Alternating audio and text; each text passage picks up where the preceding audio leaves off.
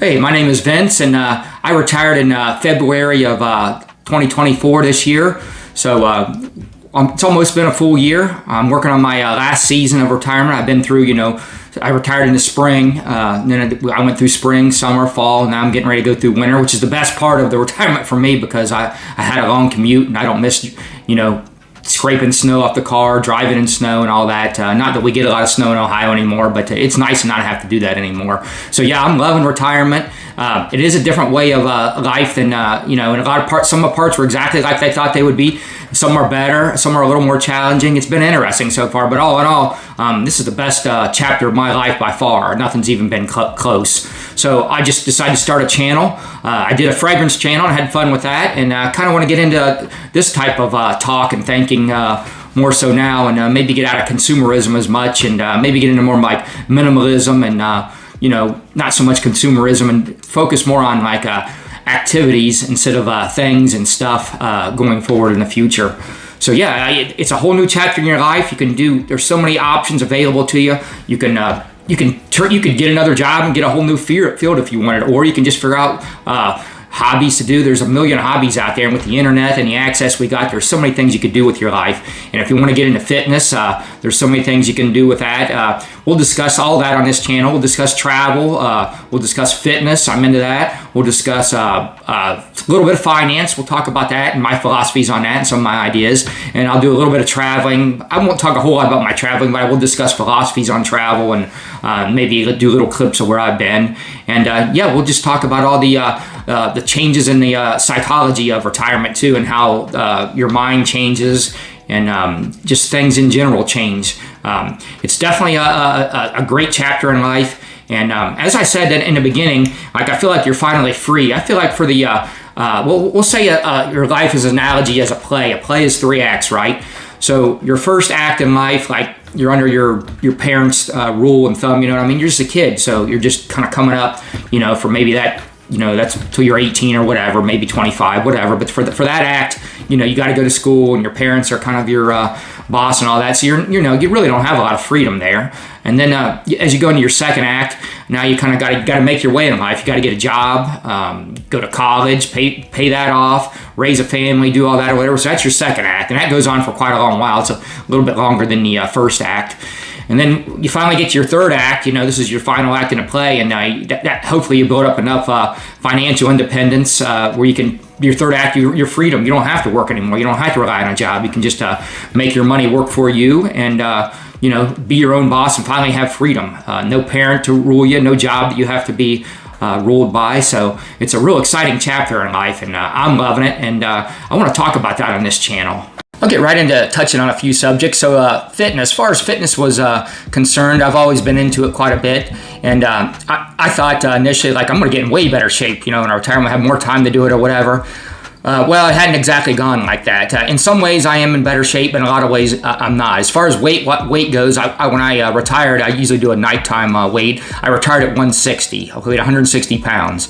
I'm about 5'8", a little taller than that, 5'8 and a half or something. So, I got small frame, so, pretty little guy. Now I'm weighing 183 last night. I'm still pretty lean, but I put on a lot of fat. I have put on some muscle too, so I have gotten stronger because I'm lifting one more day a week. I'm lifting 5 days a week now, Monday through Friday. And that's nice to go in the mornings too. You got like a morning crowd. I just go in whenever, but before I'd have to go after work, I'd work all day, like 38 miles away, and come to the gym on the way home, and everybody's getting off work at the same time. We're all in there battling for equipment. So in the mornings now, it's like second shift, younger people, and mostly retirees though. So it is really nice. But I have gotten way stronger, and I had shoulder surgery too. Unfortunately, I've had a bunch of injuries and shoulder surgeries and stuff like that over the years.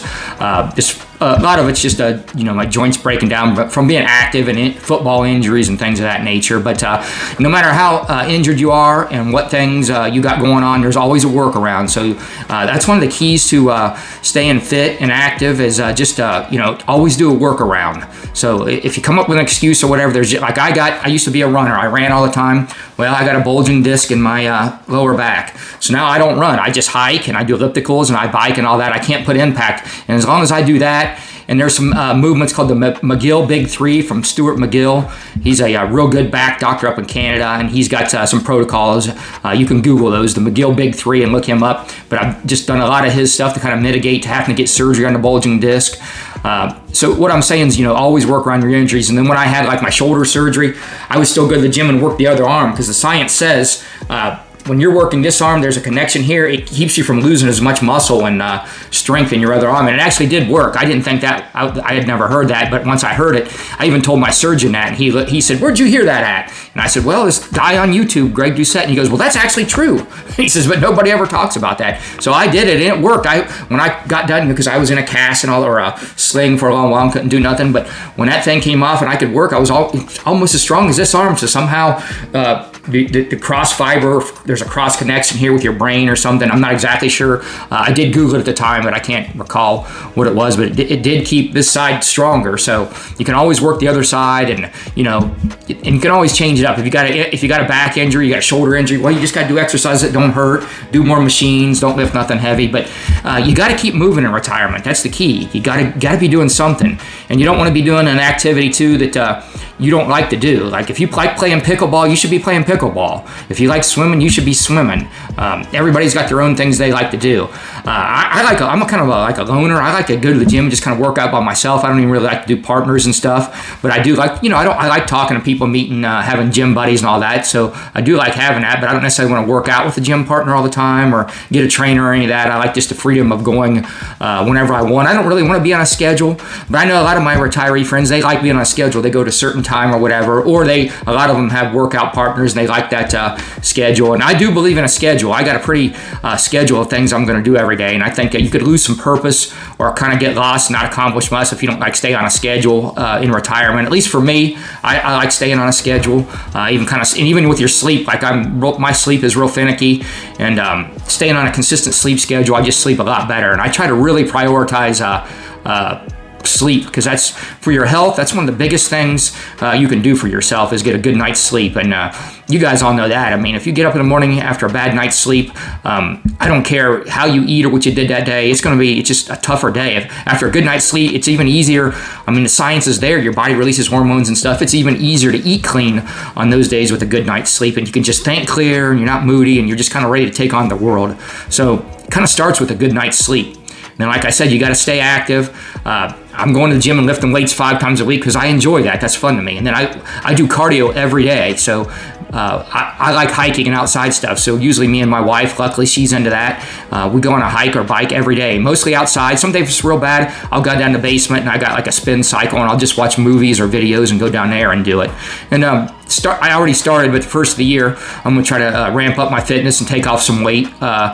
Because like I said, I've put on a little bit of weight, 20 some pounds. It's just been a slow, gradual thing since I've retired. And it's mainly, I'm just not burning as many calories. I have the time to do this exercise, but there's a lot more laying around. I'm just not moving as much because I was working in a factory and I would track my steps and everything. And I would get like over 30,000 steps easily on a lot of days or whatever, but at least 20 to 25. And now, it takes till late in the day to get 10,000, and I got to be kind of trying to move around to get that. So just not moving around as much. I'm taking naps and you just kind of sit around more. And, you're just not on the move like you are when you have a job.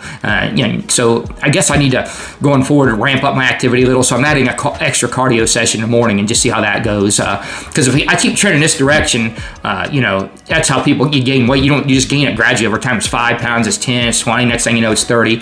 So at some point you gotta do whatever it is to make the adjustments and take it the other direction. So that's what I'm going to do. I'm going to start trying to move it the other direction. I'm good at New Year's resolutions and stuff, and I've learned to be pretty easy on myself. I wasn't getting hard on myself for putting on weight. I was just kind of enjoying my first season of retirement. But now it's a new year and everything, heading into 2025 as I film this. Just like a week left in a month, and I'm ready to kind of ramp up my fitness and get my diet together. Now, as far as fitness goes, the main thing you can do for yourself besides the sleep is diet. You can't outwork a bad diet, so you need to be eating really clean foods and whatever works for you. There's a million ways to diet or whatever. But for me, what I've noticed when I'm really running optimal is doing like a carnivore type diet, or at least a low carb type keto diet like during the day, and then having some kind of like healthier carbs in the evening for my evening meal, just kind of eat whatever, don't throw in a bunch of junk if I'm trying to, lose weight. But I can have a dessert here and there, and I can eat some fruit and stuff like that and have some carbs for my evening meal. Because if I don't do that, I will lose more weight that way, but it just wrecks my sleep. I don't feel as good. My workouts suffer if I just stay in ketosis all the time.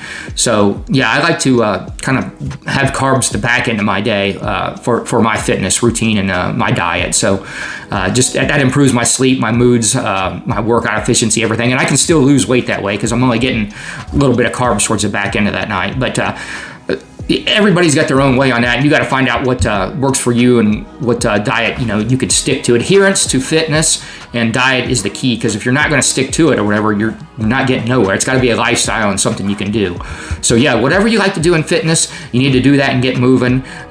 And then as far as supplements too, I take a lot of supplements and try different things. I'll have some videos and I'll talk about that later. I'm not going to get too much into that, but I'm big on supplements. And but that's what they are. They're supplements. So your food is the most important. Supplements are just filling in gaps and holes and adding to your nutritional content. And I like heart rate variability. I like to kind of track my heart rate variability at night. I'm a sleep tracker, so I like to get the data on, what my recovery is and where I'm at. I don't necessarily go by that or whatever. I try not to let it get in my head too and think, well, I can't get a good workout in today because I didn't get a good night of sleep or my sleep score is bad. I try to not do that. Just take the data for what it is, and still going to try to do my best and get a good workout in.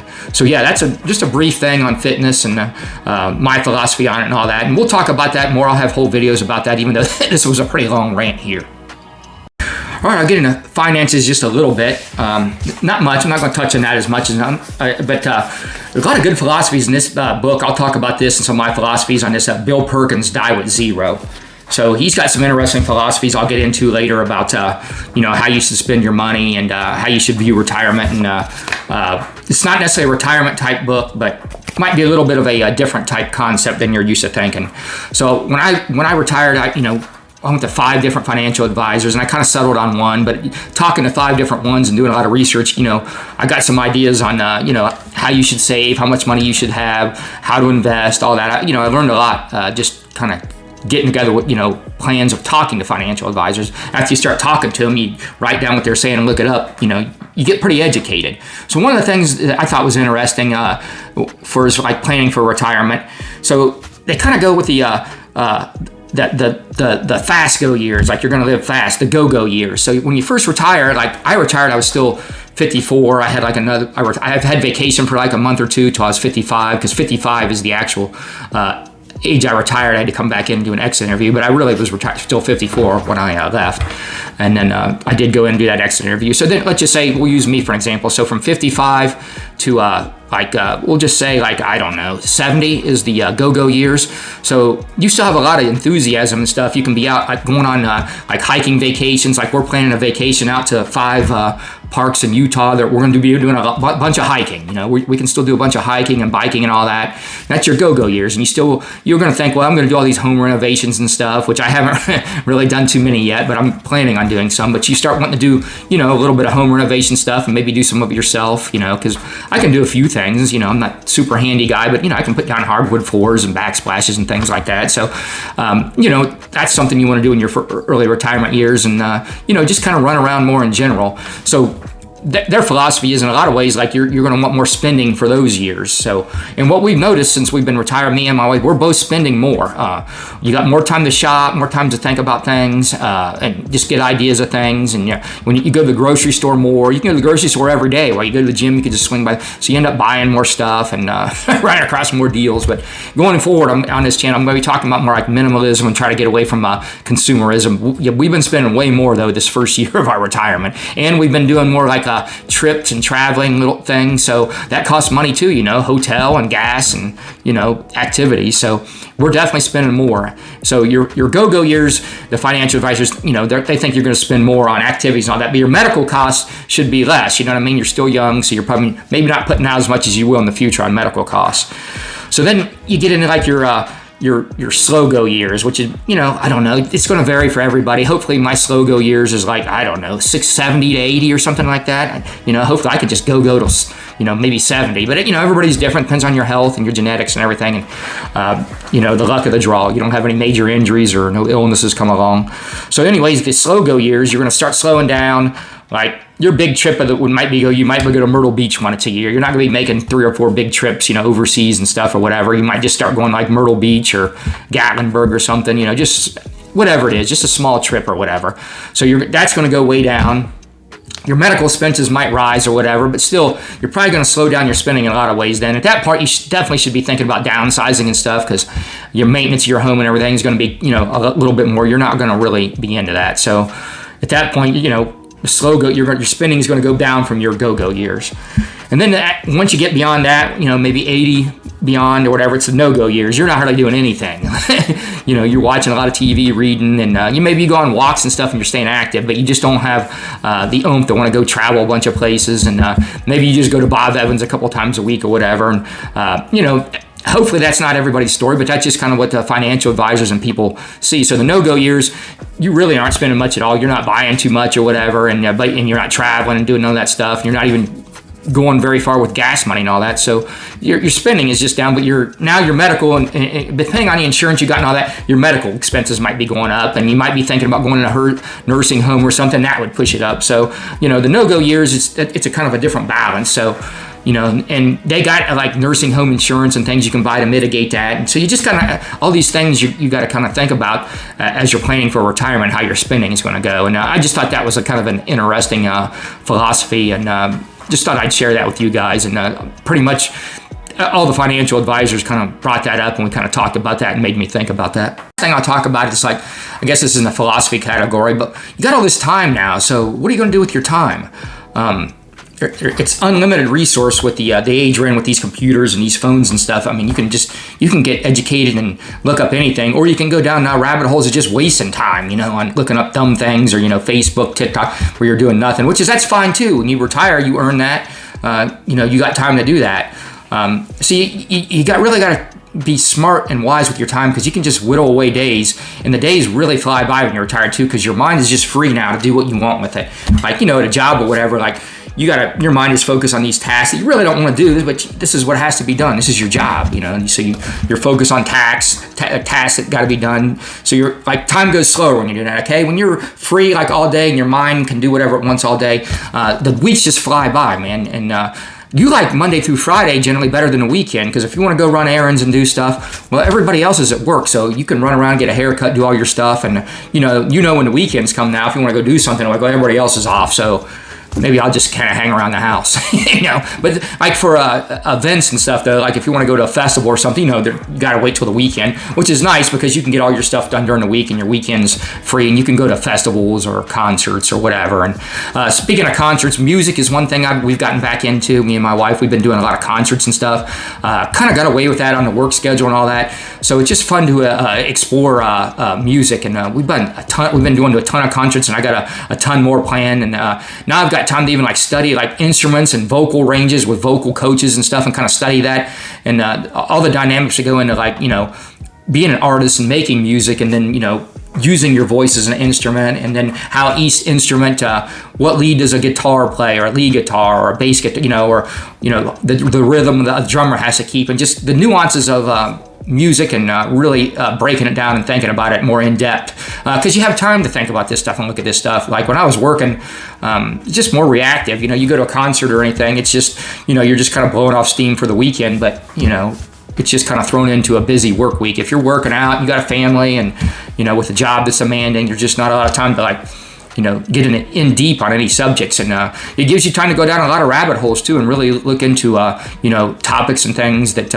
you don't even know you're interested into, but Google or the algorithm or your mind will just kind of take you there, and you'll just get into like different subjects that that you would have never thought you'd even be interested in, or you would have never dreamed you'd be thinking about this or looking into this stuff. So it's fun to have the freedom to do that. And then even just like while you're out shopping or talking, like if somebody strikes up a conversation, or you got time to stop and talk, and even like you're in a gym, your gym people, whatever, you can have more in-depth conversations. You got a little bit of time. So yeah, but you got to be careful on your time. And that's where I was going with this, is because you'll just whittle away your days and you won't get anything done. So you kind of got to build a structure into it of like, if you're going to work this time, if you're going to read this time, or you're going to write this time, or whatever your hobbies are, or whatever, you got to make a structured time to fill that time gap. And I had been making YouTube videos about men's fragrances or whatever. So I kind of did that in my morning time or whatever. And then I learned how to edit and do all this stuff. because I didn't know how to do none of this stuff. I was just working in an automobile factory, so I didn't play with making YouTube content or nothing. So, I was kind of playing with that in the morning. Then I would go to the gym and work out, and then chores around the house, and that's kind of still my routine to a degree. But that's what I'm doing now. So yeah. The free time is awesome when you retire, but you got to be wise on how you want to spend it, because you can just waste it. And I guess if you want to waste it, that's good too, as long as it's making you happy and you feel good about it. And there's no one way to spend your time the right way, but I think it's good to be mindful of your time and try to do things that are maybe improving you and make sure they're making you happy, because you can be doing things with your time that maybe isn't making you happy or whatever. So yeah, that's another concept I want to talk about. So I'll just kind of wrap it up here. I've been rambling on a few things. This is just my introductory video, but I got to rambling about a few subjects. So yeah, I'll kind of start pinning down like more of a one subject topic when I do content, and just kind of talk about that one subject for a while. But yeah, in this introductory video, I just kind of went on and rambled on about a bunch of different topics here to kind of give you a feel about how I think and how I talk. And yeah, hope to see you guys here. If you like this video, hit the like button, subscribe if you want to see how this is going to work out, how this content's going to go. And I appreciate you guys taking the time to watch.